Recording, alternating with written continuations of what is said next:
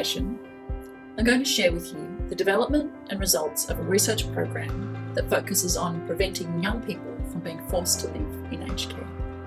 I'll begin by giving a little background about the Summer Foundation, the policy context, and then focus on the development of the research program. While I'm the CEO of the Summer Foundation, my interest in the issue of young people in aged care started during my 20 years of working as an occupational therapist with people with severe brain injury. I was often frustrated by the lack of housing and support options for the people that I worked with. In my work with TAC and work cover clients, I also saw people with very severe brain injuries make extraordinary gains given time, a home-like environment, and the support they needed. I loved working with people one-on-one, but after family leave, I decided I wanted to do something more systemic. So in 2005, I started my PhD to provide an evidence base about the issue of young people in aged care. At the time, there were stories about young people in aged care in the media, but we knew very little about who they were and what they wanted. As part of my PhD, I interviewed young people in aged care and their families, and I saw some practical things and potential solutions I wanted to initiate that were beyond my PhD thesis. I realised that research alone was not enough. I founded the Summer Foundation because young people living in aged care is a social injustice and a waste of human potential. When we started, there was no research, no housing, no NDIS, and no hope for young people in aged care and their families. Summer Foundation acts as a systems entrepreneur. We are changing the systems that admit young people into aged care and leave them there. We use 5 tools to change systems: research to provide an evidence base, lived experience, prototypes, policy influence, and knowledge translation and dissemination. Our research over the past 15 years has had 3 distinct phases. In the first 6 years, research focused on understanding the problem. We also won a Victorian government tender that enabled us to collect data on the characteristics, needs, preferences, and outcomes of young people in aged care in Victoria. During the next phase, the Summer Foundation pivoted to focus on practical solutions. We established 2 housing demonstration projects. We worked to engage young people in aged care and supported them to navigate the NDIS. And we established our storytelling program. The lived experience of young people in aged care and families was critical to informing practical solutions. Our research during this period was ad hoc. We had some terrific output, but most of our research was not systematically building an evidence base. Initially, our research looked at questions like, who are young people in aged care? What is it like for them? And how do they get there? During the second phase, the Summer Foundation was making some terrific progress on developing potential solutions. Our research tended to be more opportunistic than strategic. We struggled with shiny object syndrome. This resulted in a lot of data being collected that was never reported in peer-reviewed journals. When we were pulling together a submission to a Senate inquiry, we realised that our research was not hitting the mark. It was clear that we were not establishing the evidence base we needed to foster lasting systems change. There was also a sense of urgency.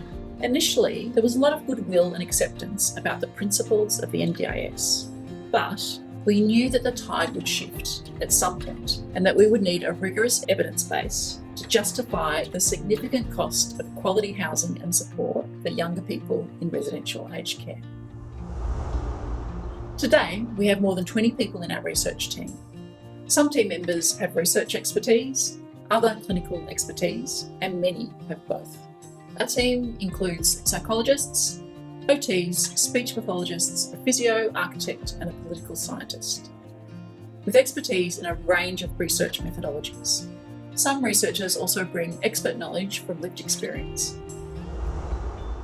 Young people in residential aged care is a complex problem involving multiple sectors, including hospitals, housing, disability, aged care, and primary health. The most common pathway is someone with a new catastrophic brain injury who is in hospital and unable to return home. The easiest discharge option is aged care.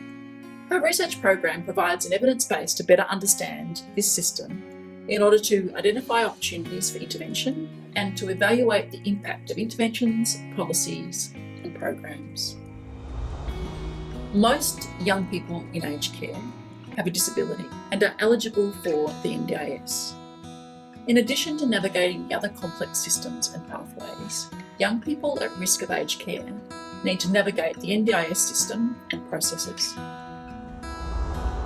Evidence-based solutions are critical to solving the issue of YIPRAC.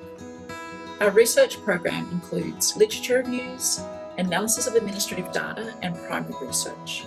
Our scoping literature reviews glean what we can from the data that's available. We also analyse administrative data to understand the systems and pathways into aged care. We have some very exciting primary research projects underway. This infographic shows how our research maps onto the YIPRAC system. The small coloured circles are our research projects. The red circles are scoping literature reviews.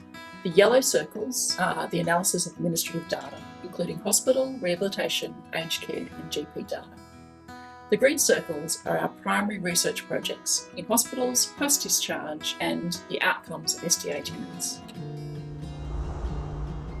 Now that we have the foundations and infrastructure of our research program in place, we are well positioned to respond to the policy opportunities and emerging needs. We have a ready evidence base and lived experience for government submissions and policy influence. Young people in residential aged care is a complex but fixable problem. The National Disability Insurance Scheme provides the resources that young people need to live in the community. Years of advocacy by a number of organisations and the recent Aged Care Royal Commission has provided the momentum we need to solve the issue of young people in aged care. The federal government has adopted measurable YIPRAC targets with timelines that state by 2022, no younger people should be entering aged care.